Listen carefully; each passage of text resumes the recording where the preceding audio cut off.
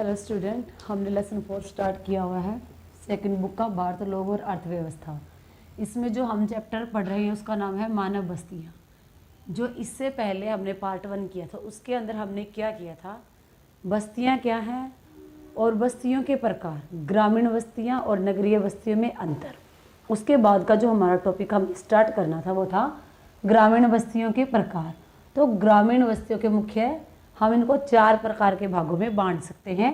पहला है गुच्छित और आकेंद्रित, सेकंड है अर्धगुच्छित और विखंडित, थर्ड है पल्लीकृत, फोर्थ है प्रशिक्षित एवं एकांकी। तो सबसे पहले हम गुच्छित बस्तियां पढ़ेंगे।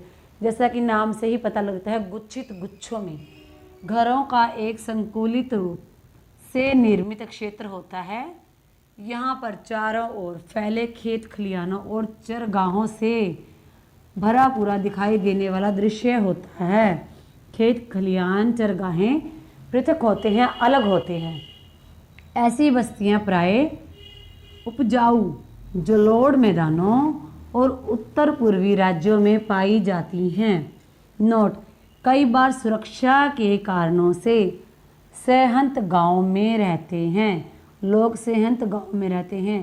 सहंत गांव कौन से होते हैं? वो गांव जिसके अंदर घर पास पास बने होते हैं और जो ये गांव होते हैं ये नदियों के किनारे या उपजाऊ क्षेत्र में बसे होते हैं। लगभग ये एक समुदाय में मिलकर इकट्ठे रहते हैं और इनका जो व्यवसाय होता है वो भी एक समान ही रहता है, तो उसको बोलते हैं सहंत गांव। तो कई बार लोग सुरक्षा के कारणों से भी सहंत गांव में रहते हैं। जैसे कि इसका एक एग्जाम्पल क्या है, मध्य प्रदेश के बुंदेलखंड प्रदेश और नागालैंड में गुच्छित बस्तियां पाई जाती हैं, सहंत गांव पाए जाते हैं। नेक्स्ट है राजस्थान में जल के अभाव में मिलने वाले जल संसाधनों के अधिकतम उपयोग ने सहंत बस्तियों को अनिवार्य कर दिया है।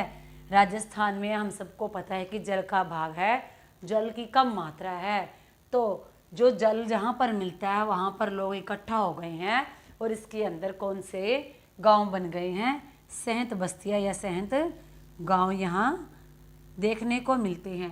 तो नेक्स्ट हम करते हैं अर्धगुच्छित और विखंडित। आइए स्टार्ट करते हैं। नेक्स्ट हमारा है अर्धगुच्छित बस्तियां। तो अधिकतर ऐसा प्रारूप किसी बड़े सहंत गांव के विखंडन के परिणाम स्वरूप देखने को मिलता है। सहंत गांव के बारे में बेटा मैं आपको पहले बता चुकी हूँ। इसमें ग्रामीण समाज का कोई वर्ग स्वेच्छा होता है, अपनी इच्छा से या बलपूर्वक या किसी के प्रेशर में आकर मुख्य गुच्छ से, अर्थात जहाँ पर वो रहता है, जिस गांव में वो रहता है उससे थोड़ा दूर चला जाता है, उस गांव से थोड़ी दूरी पर रहने लगता है। गांव के केंद्रीय भाग पर प्रभावशाली लोग काबिज रहते हैं। यानी कि गांव का जो केंद्रीय भाग होता है, जो गढ़ होता है, जहाँ पर शक्तियाँ होती है, वहाँ पर वो लोग अधिकार कर लेते हैं जिनकी चलती है। ऐसी बस्तियां गुजरात के मैदान तथा राजस्थान के कुछ भागों में पाई जाती है। अगर आपसे पूछा जाए कि अर्धगुच्छित बस्तियां हैं जो वह कहाँ पर पाई जाती हैं, तो ऐसी बस्तियां गुजरात के मैदान तथा राजस्थान के कुछ भागों में पाई जाती हैं। नेक्स्ट हमारा है पल्ली बस्तियां। जब कोई बस्ती भौतिक रूप से अनेक इकाइयों में बट जाती है, जब कोई बस्ती भौतिक रूप से अनेक इकाइयों में बट जाती है किंतु इनका नाम एक ही रहता है। जैसे कि कोई बस्ती है, थोड़े थोड़े टुकड़ों में कहीं कहीं पर जाकर वो बस गई है, लेकिन उस बस्ती का नाम एक ही रहता है। इन्हें पल्ली बस्तियां कहा जाता है। स्थानीय स्तर पर इनको क्या बोला जाता है? कहीं पर देश के अंदर इनको पाड़ा बोला जाता है, कहीं पाली, नगला, ढानी आदि पाली बस्तियों के ही नाम हैं। यह बंटवारा प्राय सामाजिक एवं मानव जातीय कारकों के कारण होता है। पल्ली बस्तियों का जो बंटवारा होता है वो किस लिए होता है?